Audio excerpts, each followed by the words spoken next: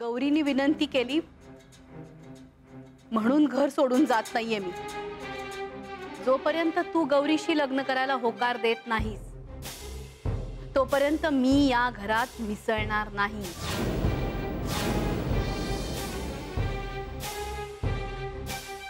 अलिप्तपणे राहील, असून नसल्यासारखी।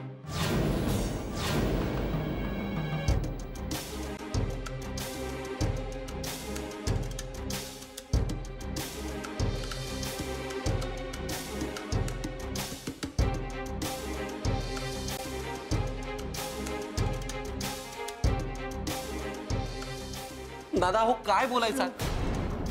तुम्ही शांत व्हा, मी समजावते आईला।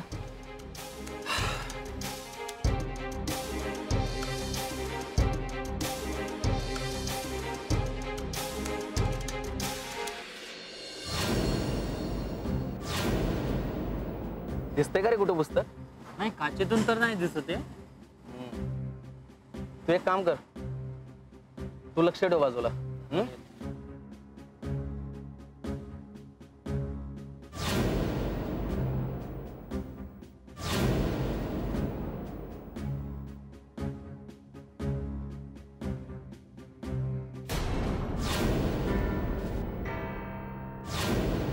श्लोक भाऊ, तुम्ही असं रागवू नका बरं। रागानं गोष्टी आणखी बिस्कटतायत। अरे पण रागावर कंट्रोल ठेवायचा मीही प्रयत्न करतोय, पण आई पाहिलंस तू कशी वागतीये? हा ना, पण आता घर सोडून जायच्या गोष्टी करतात का? आता मी तिला शांत करू का कुहूला शोधू? बरोबर आहे, पण माऊलींकडे आम्ही बघतो ना।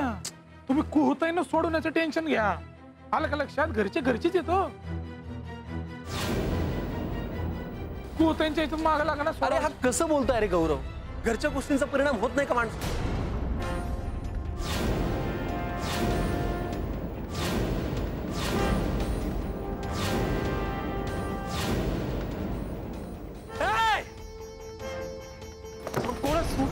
कोणीच तू का पाठलाग करतोस आमचा? त्या चेहऱ्यावरचं काढ। कोणीच तू?